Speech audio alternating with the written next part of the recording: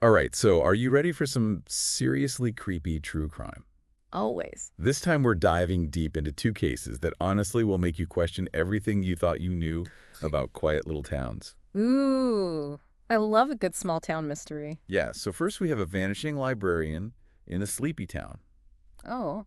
Then we have a straight-up murder that rocks a seemingly innocent flower shop. Oh, wow. Both of these stories are coming from an episode of My Favorite Murder. A classic. Love that show. Right, so get ready for some chills and, some dark humor. Oh, definitely gotta have the humor with it. Well, they say stay sexy and don't get murdered. I love that tagline. So speaking of unexpected twists and turns, let's start with that vanishing librarian. Okay, sound good. So we're talking about this tiny town called Maplewood. How small are we talking? So small that the biggest news is usually about someone bringing store-bought cookies to the bake sale. Oh, wow. Yeah, that's small. Yeah, so in this town, everyone knows everyone, and everyone knows everything about everyone. So what happened? So picture this. Maggie Thompson, the town librarian, Okay. known for her love of books, the stereotypical shushing librarian, but also known for her amazing apple pie, Ooh. vanishes without a trace. Like no warning, no nothing. Nothing. Didn't show up for work one Tuesday. House was empty. No signs of struggle. Wow, so strange. And to make it even weirder, her cat, Mr. Whiskers, was missing too. Even the cat. Okay, this is sus. Right. And here's the detail that always gets me. Maggie's famous apple pie was also missing. Oh, that is weird. Like, why would you take the pie? Exactly. Eh. It's just so strange, Like, whoever took Maggie Wally also wanted to erase any trace of her from the house. Like they were trying to make it look like she just disappeared into thin air. Right. And it gets creepier. A whole week goes by, and everyone is fearing the worst. Oh. And then out of the blue, Mr. Whiskers shows up. Oh, thank goodness. Wait, where did he show up? At a local farm, totally unharmed. That's a relief. But still so strange. Right. But here's the kicker. Mr. Whiskers had a note tied to his collar. No way. What did it say? Okay, you ready for this?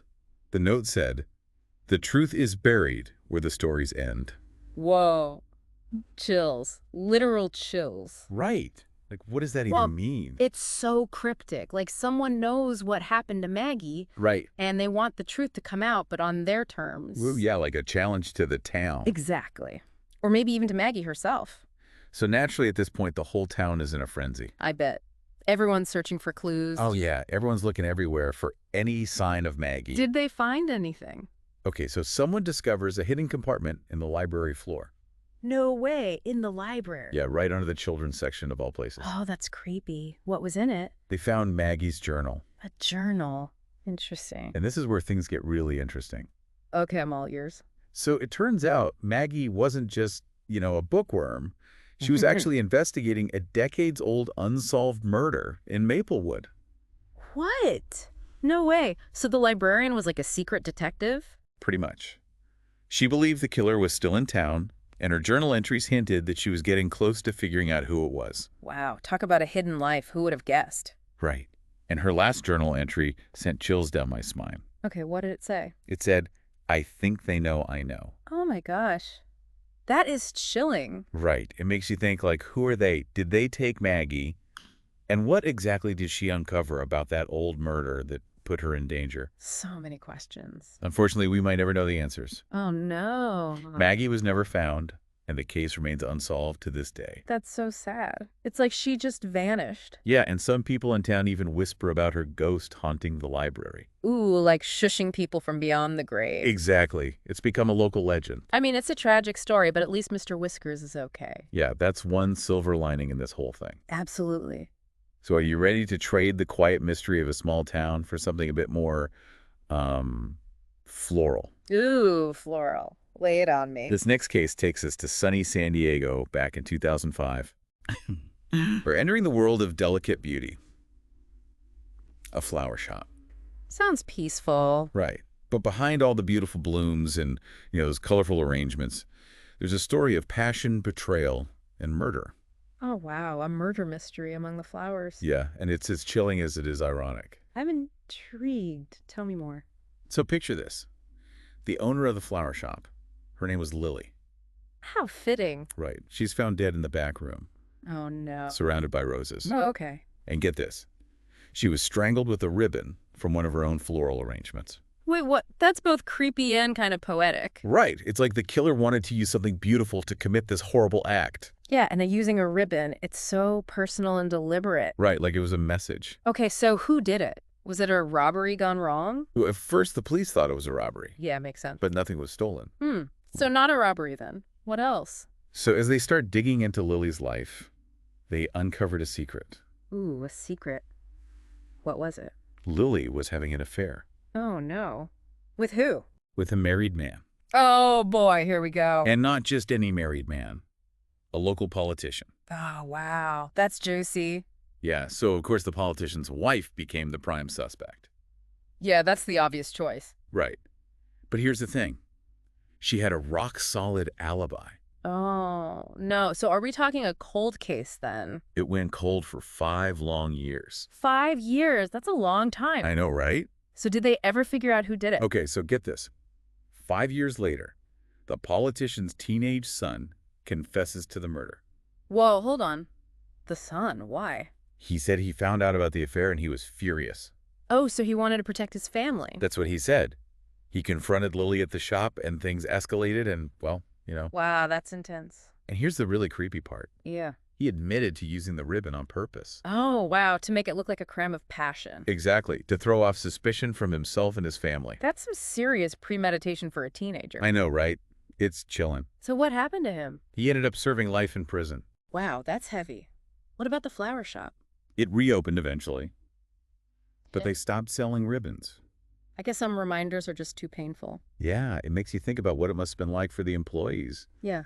going back to that space after such a tragedy. Right. A place that used to be about beauty and celebration, now forever marked by this act of violence. It really makes you realize that even the most innocent-seeming places can hold such dark secrets. And that sometimes the people closest to us are capable of things we never could have imagined. So true. It's unsettling, but it's also a reminder that everyone has a story. Right. And sometimes those stories take unexpected and even sinister turns. Yeah, and those unexpected turns are what make true crime so captivating. Definitely. It's like a glimpse into the darker side of human nature, a reminder that truth can be stranger than fiction. Absolutely. And that even the most ordinary lives can hold extraordinary secrets. Exactly. And that's what we're here to explore. To dive deep into those secrets, unravel those hidden narratives, and try to understand the complexities of the human experience. Even when it takes us to some pretty dark places. Even then, It's kind of unsettling how these two cases both highlight this one truth. what's up Like we to never really know the full story about anyone, do we? No, not really. I mean, it's like they say, everyone has a skeleton in their closet. Right. But in these cases, those skeletons are more like full-blown mysteries. Yeah, exactly. And it makes you wonder, like, what other secrets are hiding beneath the surface of seemingly normal lives? Totally. I mean, we know our neighbors, our colleagues, our friends and family. Right. But what if there's this whole other side to them that we're totally oblivious to? It's like that's the whole allure of true crime, right? Totally. It taps into that primal fear of the unknown, the unsettling realization that things aren't always what they seem. Yeah, and it makes you question everything, like the library, for example, a place we Definitely. associate with knowledge and safety, right? Yeah, for sure. Becomes the setting for this mysterious disappearance. Right. And then a flower shop, a symbol of beauty and celebration, turns into a crime scene. Yeah, it's a reminder that danger can lurk anywhere, even in the most unexpected places. And it's not just about the physical places, What do you mean? It's about the violation of our trust. Oh, okay. Yeah. We put our faith in institutions and systems and people. Right. And when that trust is shattered, it's like incredibly difficult to rebuild. That's so true. I mean, think about Maggie. Yeah. She dedicated her life to the library, to her community. Right. And then she was betrayed by someone within that very community. Is Lily, too, Right. She built her business on trust, on creating these beautiful things for people. Yeah, to celebrate life's milestones. Exactly. And then that trust was twisted into something dark and destructive. It's heartbreaking, but, it's also a testament to the resilience of the human spirit.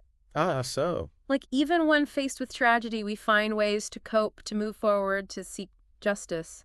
It's like those flowers that manage to bloom even in like the harshest environments. That's a beautiful way to put it. Thanks. I think it's a good reminder for all of us, Like, these cases might be extreme examples, Right. but they highlight the importance of staying vigilant, trusting our instincts, and never taking our safety for granted. Absolutely. Oh. So what can we do? Should we be suspicious of everyone we meet? No, of course not. That's not what I'm saying. It's about finding that balance between trust and awareness. Okay, yeah. We don't have to live in fear, but we can be mindful of our surroundings. Right. Pay attention to those subtle cues. Trust our gut when something feels off. It's like that saying, hope for the best, but prepare for the worst. Exactly.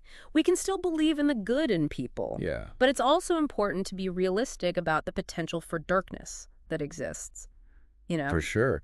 And that's where knowledge comes in. Oh, how so? The more we understand about human behavior, about the motivations behind crime, the better equipped we are to protect ourselves and the people we care about. That's why I love true crime. It's not just about the thrills and chills. It's about learning from the mistakes of others and gaining insights into, the darker side of human nature. And hopefully becoming a little bit wiser in the process. Exactly. And I think these two cases offer some valuable lessons. Like what?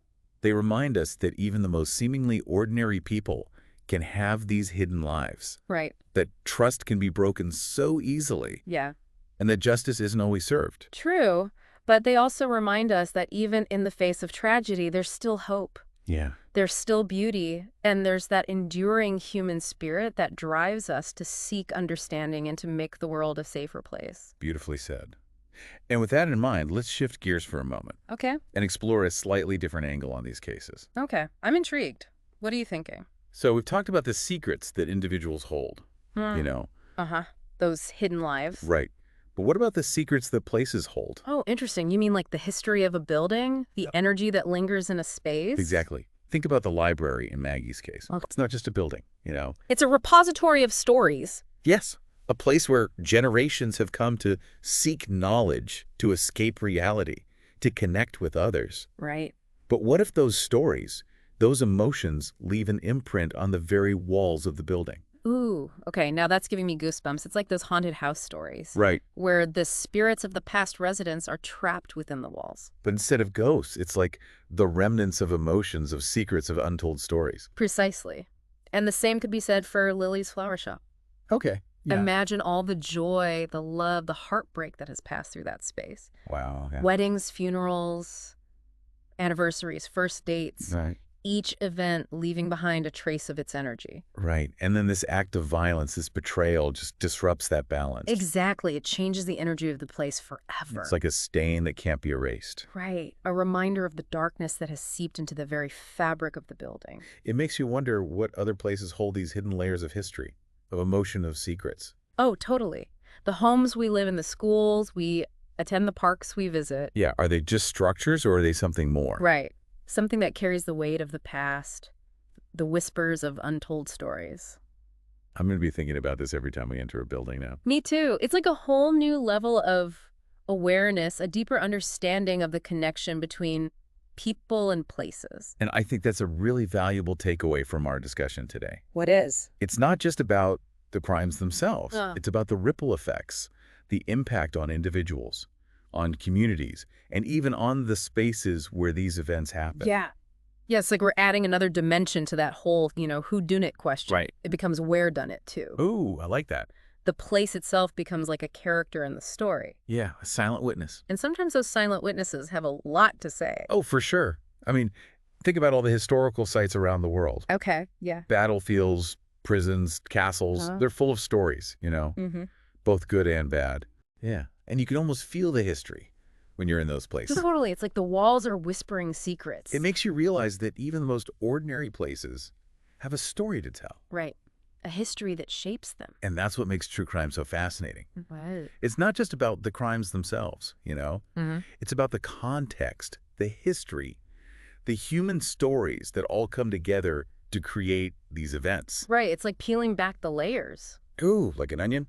Exactly. You start with the basic facts, the who, what, where. Yeah. But then you go deeper and you uncover the why, the how, the emotions that drive people to do what they do. And sometimes those deeper layers are more disturbing than the crimes themselves. Sometimes, yeah. Because they force us to confront the darkness in human nature. Yeah, the potential for cruelty and betrayal and violence that's in all of us. It reminds us that even in civilized societies, even among people we think are normal, there's a capacity for evil. It's kind of scary to think about. It is, but I think that's why true crime is so popular. How so? It's not just about morbid curiosity. Okay. It's about trying to understand ourselves, to grapple with the complexity of being human, Right. to explore that line between good and evil. It's like we're holding up a mirror to society, Ooh, I like that. reflecting both the good and the bad. And by looking at those reflections, by engaging with these stories, maybe we can learn something. Yeah, learn from the past and be more aware in the present, and maybe even create a better future. Beautifully said. So as we wrap up our deep dive into these two cases, what's one thing you hope our listener takes away from this? That's a good question. I think for me, it's the power of observation. Oh, interesting. Tell me more. Both Maggie and Lily's stories show how important it is to pay attention to the details. Yeah, not just to solve crimes, but in everyday life, too. Exactly. It's about noticing those little things, Like what? changes in behavior, inconsistencies in stories, things that don't quite add up. Right. It's about looking beyond the surface and questioning what we think we know. And sometimes those observations can lead to uncomfortable truths. True. But they can also lead to greater understanding and deeper connections. Yeah, and a more nuanced view of the world. Exactly. It's about being curious and skeptical, asking questions, and challenging assumptions. Recognizing that there's always more to the story than we see at first glance. Right. And sometimes those hidden stories are dark and disturbing. But they can also be enlightening Yeah, they can inspire us to be more compassionate, more understanding. and more aware of just how complex the world really is. Beautifully put. And I think that's the power of true crime. What is? It reminds us that we're all connected, even in the darkest of times. Yeah. It challenges us to confront our fears and to empathize with those who have suffered. And to work towards a safer and more just world. So to our listeners, we'll leave you with this. Okay. Stay curious, stay informed, and stay safe. And maybe keep an eye on your local librarian and florist. You never know what secrets they might be hiding. Thanks for joining us on The Deep Dive. We'll be back soon with more fascinating stories and discussions. See